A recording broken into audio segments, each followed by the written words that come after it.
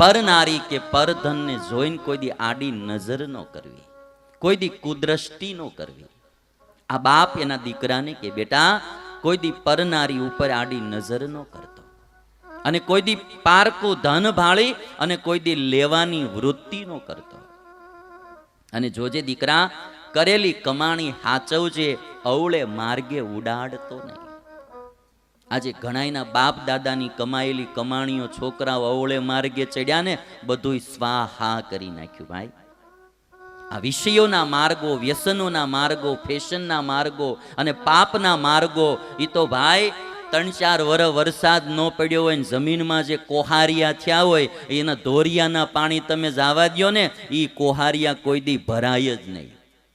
હા, એ કુવાના પાણી બધા માલપા હમાઈ જાય. આપણને એમ થાય કે હજી સુધી કેરો ભરાણો કેમ નહીં, પણ કોહારિયા જેવા ઊંડા પડ્યા હોય એમાં એ કોઈ દી ભરાય નહીં. આ વ્યસન, ફેશન અને પાપ જે આજે માણસો વિષયોના માર્ગે ચડ્યા એમાં બધું ખતમ થઈ જાય. એટલે બાપ કહે છે કે બેટા કરી કમાણી હાચવ છે. આજે અમારે એક સુરતમાં યુવાન હતો ને લીવર એનું ખરાબ થઈ ગયેલું, એટલે મરવાની અણી ઉપર હતો. એટલે પછી લગભગ 4 ભાઈઓ વચ્ચે આ એક જ છોકરો હતો, બાકી બધા ભાઈઓને દીકરીઓ જ હતી. અને આને એ 4 ભાઈઓ વચ્ચે આ એક જ દીકરો, અને બધા ભાઈઓને 4-4, 5-5 દીકરીઓ, એટલે ઝાઝી બધી બહેનો વચ્ચે આ એક ભાઈ. અને આ માણસ કુસંગતને કારણે વ્યસનોમાં ચડ્યો અને એમાં દારૂ પીવાના માર્ગે ચડી ગયો. લીવર એનું ખરાબ થઈ ગયું અને પછી દવાખાનામાં દાખલ કરેલો. માંડ જરા રિકવરી આવી. એટલે ઘરવાળાએ અમને બોલાવ્યો, મને કે સ્વામી આશીર્વાદ દો કે ભાઈ જીવતો રે અને આનું ભગવાન સારું કરે. પછી હું એમની ખબર કાઢવા ગયેલો તો હાર પહેરાવ્યો ને મેં એને પૂછ્યું તો મને એને કીધું, મને કે સ્વામી રોજના મારે 70,000 રૂપિયા ભોગમાં જાતા થાય, દારૂ પીવામાં, મહેફિલો કરવામાં, પાપના માર્ગે ને ભોગના માર્ગે. આજે તમને હું કહું ને કે પેલા બહુ અજ્ઞાતિવાદ છે એટલે બહુ મારે એમાં કંઈ બોલવું નથી, પણ મને એક ભાઈએ જે વાત કરેલી કે જેની પાસે સમૃદ્ધિ વધી છે ને અને એણે જો સાથે ભગવાન નથી રાખ્યા, ધર્મ નથી રાખ્યો, સંસ્કાર નથી રાખ્યા, તો એ લગભગ બધા પાપને માર્ગે જ ગયા. સુરા અને સુંદરી એને પાડ્યા વિના રે નહીં. બહુ ભૌતિકતા વધે ને એટલે માણસ આ 2 ચીજમાં પડ્યા વિના રે નહીં, અને પછી એનો વિનાશ થયા વિના રે નહીં. તમે દુર્યોધન જોઈ લો ને, એનું પતન શા માટે થયું? એક પરધન અને પરનારી દ્રૌપદી, આ 2માં મન ગયું, એમાંથી એનો વિનાશ થયો અને હોયે હો ભાઈ મર્યા. મહાભારતમાં વિરાટ પર્વમાં તમે જો તો વિરાટનો સગો સાળો કીચક વિરાટનો સેનાપતિ હતો, પણ દ્રૌપદી ઉપર બુરી નજર કરી એમાં એના 105 ભાઈઓનો ભીમે વિનાશ કર્યો. રાવણ જો એને એક સીતાજી ઉપર કુદ્રષ્ટિ થઈ, એમાંથી રાવણનો વિનાશ થયો. બધે સુરા અને સુંદરી આ 2 વિનાશના મોટા કારણો છે. જો માણસ ધ્યાન ન રાખે તો એનું બધું ખતમ, ધંધા ભાંગી પડે, જીવન બરબાદ થઈ જાય, આબરૂના તો કાકરા થઈ જાય. એટલે કવિ બોલે, પરધન કે પરનારી ભાળે, આડી નજરે નિહાળીશમાં, કરી કમાણી સાચવજે તું, અવળે માર્ગે ઉડાડીશમાં.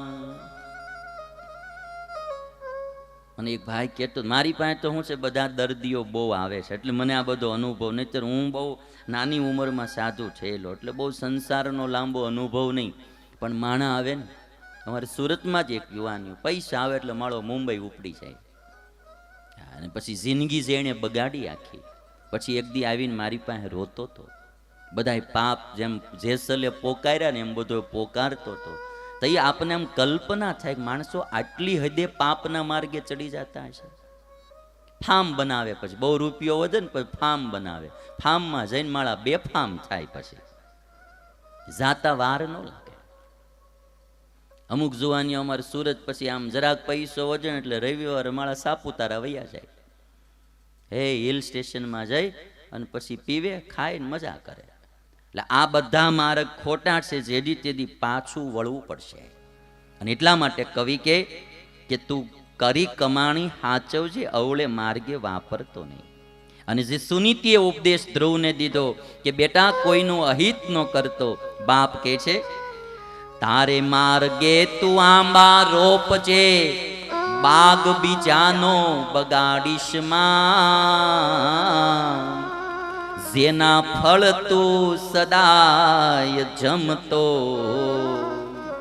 એના મૂળ ઉખાડીશ માં.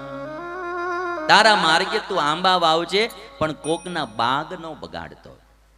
અને ભાઈ જેના ફળ તું સદાય જમતો, એના મૂળ ઉખાડીશ માં.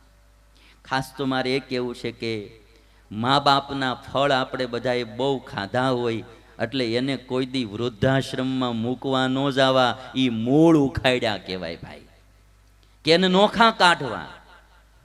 એક બાપા હતા ને બે દીકરાએ ભાગ પાડ્યો, 15 દી આણે રાખવાના, 15 દી આણે રાખવાના. અને એમાં 3100 મહિનો આવે ને તે દી ડખો થાય. 300 મહિનો હોય તો વાંધો નહીં, 15 દિન ભાગ પડી જાય. 3100 મહિનો આવે તો ઓઈલો કે હું ન રાખું, ઓઈલો કે હું ન રાખું. અને 3100 મહિનો એટલે બાપાએ એના મિત્ર હારે બેઠા હતા તો પૂછ્યું કે કેમ છો, તો કે મજા, તો કે લ્યો આ જરા ચા પાણી પીવો, તો કે મારે તો આજ ઉપવાસ છે કે. પણ એ કે આજ છે નો ઉપવાસ, તો કે હું 31 તારીખ રહું છું ને, કે કોઈ સોમવાર રહેતા હોય, કોઈ મંગળવાર રહેતા હોય. આ બાપા કે હું 31 તારીખ રહું છું ને, કે એટલે કે ભાઈ 31 તારીખ રહેવાનું, તો કે બે છોકરા 15 દિનના ભાગ પડ્યા, 3100 મહિનો આવે કોઈ દે નહીં, એટલે પછી મેં નક્કી કર્યું કે 31 તારીખે ઉપવાસ કરવો આપણે, કે એટલે આ મૂળ ન ઉખાડવા. અને ધીરે ધીરે આ વસ્તુ છે ને આગળ આપણે બધાને છે ને પાશ્ચાત્ય સંસ્કૃતિ તરફ દોટ છે, એટલે પરિણામો પાછા એના જોવા, ખાલી એની સંસ્કૃતિ ન જોવી, એના પરિણામે જોવા કે એમાંથી પરિણામ શું આવશે. અમેરિકામાં 35% ગાંડા છે, 35%. કોઈ ભાવ પ્રેમ દેનારું નથી. આપણે અહીંયા ભારતમાં તો આતંકવાદી આવે ને એ કદાચ ગોળીઓ ચલાવતા હશે, અને અમેરિકામાં 10 વર્ષના છોકરાઓ સ્કૂલોમાં ગોળીઓ ચલાવે છે. ભાઈ સંસ્કૃતિ જોવો ક્યારે. હું એક જગ્યાએ અમેરિકામાં એક સિટીમાં રહેલો, એક મંદિરમાં 10 દિવસ સુધી. એ મંદિરની બાજુમાં એક વીઘા એકનું મકાન, અને એ મકાનમાં એકલા બાપા રહેતા હતા. મેં 10 દિવસ સુધી માર્કિંગ કર્યું, 10 દિવસમાં એ બાપાને અહીંયા એક પણ માણા કોઈ નહોતું આવ્યું. હવે વીઘાનો બંગલો હોય તો એમાં શું રહેવાનું ભાઈ, કોણ આવે નહીં, કોઈ જાય નહીં. સંસ્કૃતિ તો અમારા ભારતની કાંઈ લેવા દેવા વિનાના માણસોના ટોળા વળીને ભેગા બેહે. અહીંયા ગામમાં એકને મુશ્કેલી હોય તો આખું ગામ ખબર કાઢવા જાય. અમે તો માણીએ એટલે અમારે સાધુને કાંઈ લેવા દેવા ન હોય. લ્યો હાલો, અમારા નામે આ દુનિયામાં કે બેંકમાં એકાઉન્ટ ન હોય, અમારા નામે જમીન નહીં, અમારા નામે કોઈ વસ્તુ નહીં, એક રાતી પાય અમારા કોઈ સાધુના નામે ક્યાંય પ્રોપર્ટી નામે ન હોય. પણ અમારો સાધુ બીમાર પડ્યો હોય ને તો હાંજ પડ્યો 100 જણા તો એની ખબર પૂછવા આવે. રૂપિયા કદાચ કરોડ બેંકમાં હોય ને કોઈ પૂછનારો ન હોય ભાઈ, તો કઈ રૂપિયા થોડા સુખ આપે.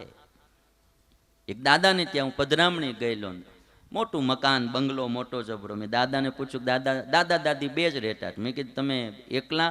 મને કે દાદા, મેં કે દીકરા નથી? મને કે દીકરા 4 કે 3 દીકરીઓ. તે મેં કીધું કેમ અહીં કોઈ દેખાતું નથી?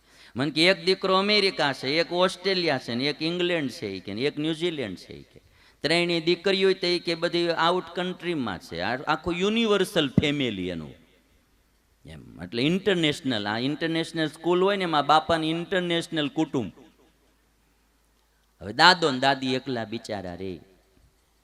હવે હું બહાર નીકળ્યો પછી મેં અમારે સાધુને કીધું કે બંગલો ભલે 5 કરોડનો હોય, પણ એ દાદો હોય ને એને એના છોકરાનો છોકરો ક્યારેક આમ દોડતો આવે, દાદા આવ્યા કરીને જે ખોળામાં બે અને જે આનંદ આવે ને એ મેં કીધા 2 કરોડના બંગલામાંથી નો આવે. એ છોકરાનો છોકરો એકવાર એમ કે દાદા દાદી એમ બોલે ને, અને ઈ જે આનંદ આવે ભાઈ, ઈ જે આમ બાપાનું હૈયું ઉભરાય છે, એ કઈ બંગલામાંથી નકરું ન આવે. એટલે જરાક સંસ્કૃતિ જોવી આપણી. મેં હમણાં અમાપુરની કથામાં દિવાળી ઉપર કીધેલું. મને એક ભાઈ રામપુર તોરીના હતા, મને કે સ્વામી અમે પ્રવાસમાં દિવાળી ઉપર ગયેલા મારા ફેમિલી સાથે, અમદાવાદથી સીધા. પછી કે અમે અહીંયા આવ્યા તો અમદાવાદ આવ્યા તો ગામડે આવવાનું નહોતું, કારણ કે પ્રવાસમાં ફરવા ગયેલા. એટલે મારા છોકરાઓએ જીદ પકડી દાદા પાસે જવું જ છે કે, એટલે મારે નો છૂટકે 2-3 દી અહીંયા આવવું પડ્યું. એટલે પછી મેં એને, એટલે મને વાત કરતા હતી કે છોકરાઓને દાદા હાચવે બહુ ને એટલે એને અહીંયા બહુ ગમે, અને વ્યાજ બધાને વાલું બહુ હોય, મૂળ મૂડી કરતાં વ્યાજ વાલું હોય. હવે કે આમ દાદા ધોરીએ કે એને પાણી પાવા ખેતર ગયા હોય અને છોકરાને હારે લઈ જાય, અને છોકરા કેરો તોડી નાખે ને તોય દાદા ખીજાય નહીં. અને અમારે ત્યાં હું સેજ આગો પાછો થાય દઈ એક મુહામાં, એટલે દાદા ગમે. એટલે મેં એને કીધું કે જો નાનપણમાં ભાવના સંસ્કાર છોકરાઓમાં વાવવા હોય ને તો વરહે એકવાર તમારા સિટીમાંથી ગામડે દાદા દાદી પાસે છોકરાને લાવવા જોઈએ ભાઈ. દાદો દાદી રાજી થાય, 5-15 દી તમે બધા એની ભેગા રહ્યો તો એની જરાક આમ લાગે. નહીતર મકાનમાં દાદો ને દાદી 2 જણા રહેતા હોય, એની જિંદગી ભારરૂપ થાય.